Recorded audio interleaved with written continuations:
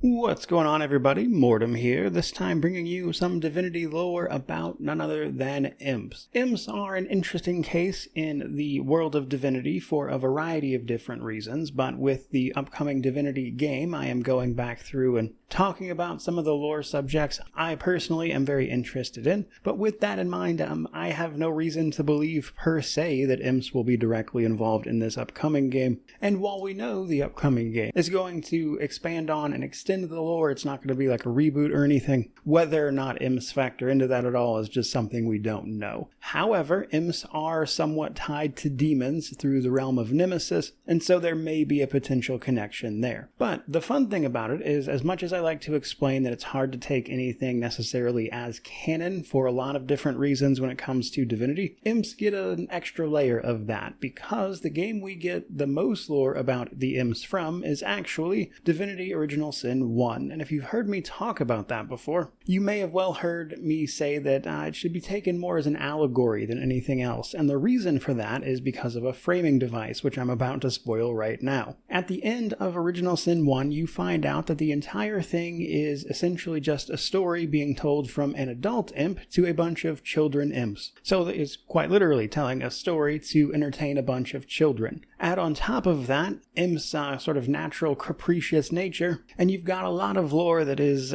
shaky at best, but more so because of an unreliable narrator situation in this case. In spite of that, however, I do think Imps have some of the more interesting lore in the game, starting with their origin. So we're going to talk a little bit about that. We're going to talk about some of the important Imps we see throughout the series, including one recurring one, on top of their role in the video game. So let's go ahead and get into it. The Imps are one of the 7 important races, that is to say the ones supposed to be created by the gods. In this instance, Imps are beholden to their patron Xanteza. But here's where it gets especially interesting. In this instance, it looks like Xanteza may not have actually created the Imps outright. In fact, it looks like in this case, Xanteza and the goddess Amadia may well have something in common. Amadia adopted wizards and undead as the races that she is in charge of. And as you can learn throughout the games, it looks like what happened with the Imps is that they are actually not native to Rivellon, but actually from a realm called Nemesis, which is explored in Beyond Divinity and then mentioned in several other games. But Nemesis is often used as a staging ground for demons. Demons themselves are not from Nemesis, they are from Tartarus or Hell, after being banished there by the other gods. Their god, Chaos, cannot leave Tartarus, but his demons can. They invaded Nemesis from Tartarus and entirely took it over. They are the dominant force there. They use Nemesis as a staging ground to get into Rivellon. That's how demons filter in. Now, Nemesis was home to a race called the Renari, who we can see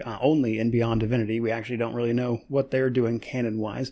But nonetheless, it also appears that more than likely Imps were natives of Nemesis that at some point came to Rivellon and were adopted by Xanteza, who became their patron deity. Or at least there's some evidence to suggest as much. It is entirely possible that that is just a story made up by the Imps and that they were in fact created by the gods, but the gods themselves aren't super trustworthy, so we don't actually know which versions of those things is the truth, and that is by design. Now, supposedly, when the demons were taking over Nemesis, instead of fighting them the way the Renari did, the Imps joined them in exchange for knowledge. However, it was never a friendly back and forth, and eventually the Imps fled outright, fleeing to Rivellon, of course. Now, there are all sorts of speculation about what the Imps actually are. Some of them even explicitly mention that they may well come from demons, and who knows the truth of the matter, but I do want to point out that connection a little more explicitly in light of the upcoming game, with that big statue being called the Hellstone, and there obviously being demonic influences. If the Imps are going to play a role, I imagine it will at least in part be connected to that somehow. However, it is mentioned that Imps lack the inherent evil of demons, even if they are similar in other means. Nonetheless, though, after Imps came to Rivellon, they got up to quite a bit. However,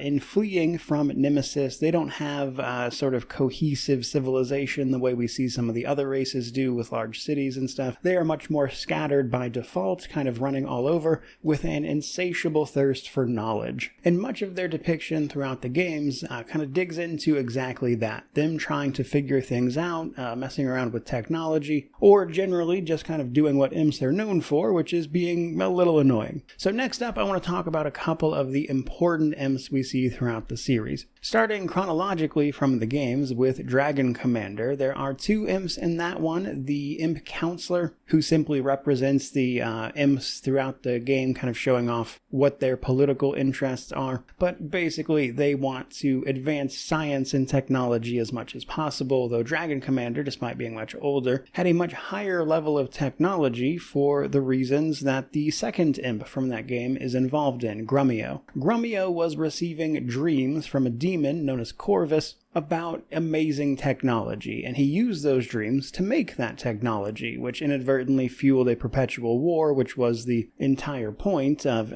Divinity Dragon Commander. However, at the end of that war, all of that technology was destroyed and hidden, which is why we don't see it directly in the later entries until much, much later. The farthest game out in the timeline, as a matter of fact. Now, this is interesting for a couple of reasons, namely because the Counselor implies that at one point there was apparently a civilization of Imps a little more directly, but that doesn't seem to be the case anymore. And then the other 2 really important ones outside of Xanteza, I suppose, are Antix as well as Zixzax. Now, Antix played a relatively minor role in the original game, Divine Divinity, simply being the Imp Council member. So Divine Divinity sees you gathering up the Council of 7, that is to say the representatives of each of the races of the gods, the Imps being one of those, and Antix is in fact that Imp member. Antix dies in that game, so we don't see him too often. However, in order to track him down and get him to join the Council of 7, you have to enter this gym that he had taken refuge in, which may sound familiar because we see a similar thing in Divinity Original Sin 2. Meaning that one of the pretty consistent abilities of Imps in some fashion is to create these little pocket dimensions hidden inside like gems and crystal balls, that kind of thing, which is one of the many ways they can get up to their stuff. However, by far the most important Imp, and it's not even close, is Zixzax the Almost Wise. Or just Zixzax, or even Zixzax the Immortal Historian if you would prefer. But while Zix did not play a particularly big role in Original Sin 2, he does play a very large role in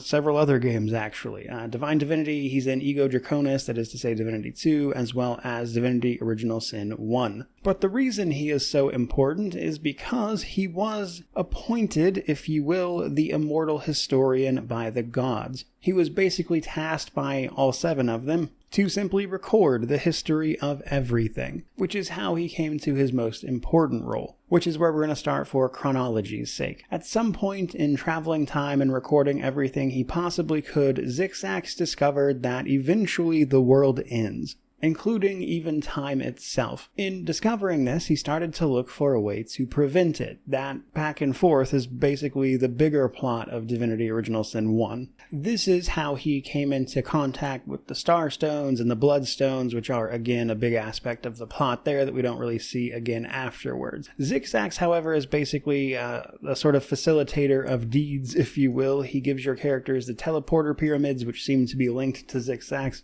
and generally just helps you along the main quest path there. What's more, we encounter a bunch more Imps in Original Sin 1, but we'll get to that in a minute. Now, his first appearance is actually in the original game, Divine Divinity. He shows up and just steals something from Lucian, in fact. Lucian being the canonical protagonist of Divine Divinity. You find teleporter pyramids in that original game until you get to Stormfist Castle, where for plot reasons, Zixzax steals them from you. Later on, you will free Zixzax and he will give them back. And while that might seem like a relatively small interaction, it becomes much more interesting in the next game, Divinity 2 Ego Draconis, though he did have a tiny little role in Beyond Divinity. But in Ego Draconis in particular, we learn that in giving Lucian the teleporter pyramids back at the end of Divine Divinity, he never got them back, and this being roughly 1200 or so years after Original Sin 1, we learn another interesting fact about Zixzax. Apparently, he is tied to these teleporter pyramids in some way because they are what was allowing him to traverse the realms,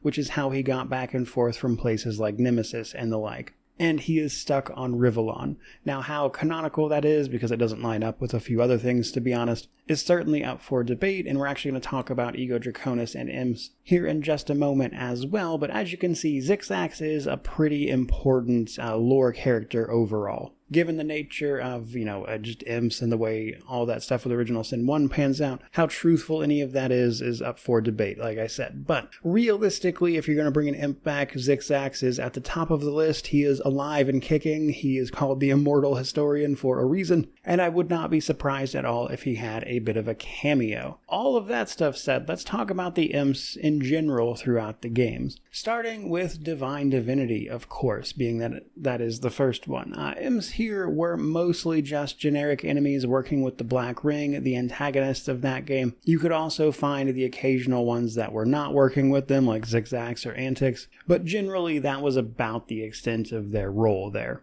with everything else simply being about how they are very smart and, if need be, very savage. They will attack you, they can master magic, and that they are generally shrouded in a bit of mystery. Now, Beyond Divinity is a bit more interesting in the sense that it takes place on the plane of Nemesis, where they may or may not be from. However, if you remember, they were subjugated here, and so what actually tends to happen is that you find Imps, again, enslaved by demons and working for other more powerful entities within that game. But there are plenty of them to be found, and they have a slightly more tribalistic culture here, if only because of the nature of their role at that plane. Now, where it gets odd, actually, and perhaps one of the retcons we could easily see, is with Divinity 2 Ego Draconis.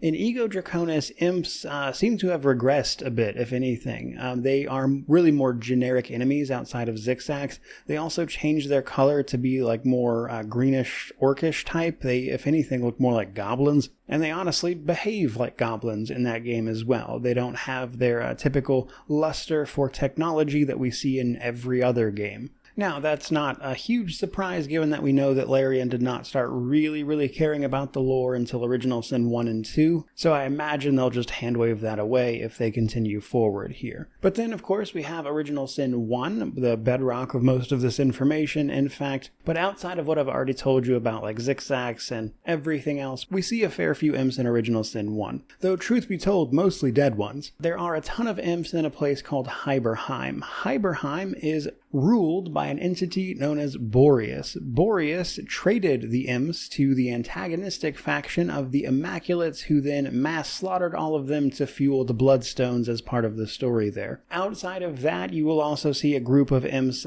come into your sort of home base area called the End of Time, and that's where you can get a lot of like lore and stuff about the Imps, and then of course the framing device that story is told with at the end of the game. And so while we don't see them acting with like a distinct civilization or large numbers or anything, they are present and we get a ton of information about them here. Then we have Divinity Original Sin 2. The most popular game by far, and Imps don't play a gigantic role here either. They are mostly just sort of background lore. They are, in combination with Vrogir, the two races that are not really represented by the story that is being told in Original Sin 2. That is to say, we are Godwoken, champions of the gods, and traversing that story until it ends with their death, which would include Zanteza, of course. On the Nameless Isle, where you have to go get the gods' blessings in one of the ways through that area anyway, you will find the Imps occupying a little pocket realm inside of a gym, just like we saw in Divine Divinity. This thing is loaded with traps and is a bit of a technological marvel, and at the end of it you can find Zanteza, who will just give you the information you are looking for. And if anything, that is actually a really interesting conversation, because Zanteza has a very different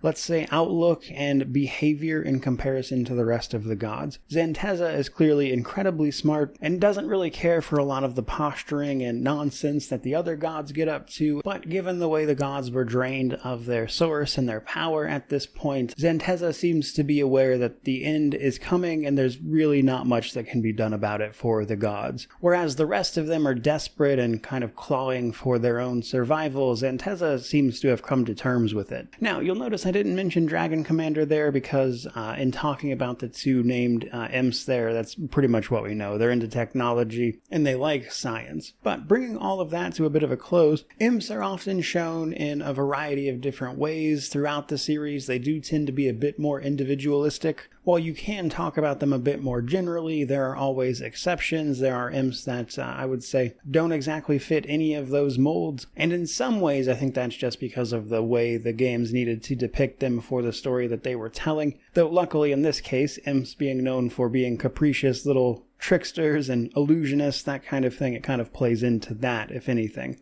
But looking towards the upcoming Divinity game, if anything, I would expect them to be involved with some of the more demonic stuff going on we saw in the trailer, given that they have potentially connections to demons, be that through blood and lineage, or simply their enslavement on Nemesis, or perhaps both, to be honest. But then, of course, there's also the part of that where, you know, a lot of games like this typically have that short and kind of quirky fun race, and that may well be what they wind up relegating the imps to in the upcoming title. Who knows? Either way, I am personally curious as to see what happens to them, simply because of their very interesting role in the rest of the games and a lot of the interesting lore that they tend to touch on and be connected to. But I think that's just about all I've got to say on this particular matter. I certainly hope you enjoyed the video. If you did, like, comment, subscribe. I'll be running through a few more Divinity lore videos at the very least. And while it's still a ways off, as soon as we get some real Divinity coverage coming up with the new game, I will be covering that to death. So if you're looking forward to any of that, like, comment, subscribe, all that YouTube jazz. But regardless of any of that, truly, just thank you so much for watching. I really do appreciate it. May you wander in wisdom and have an amazing day.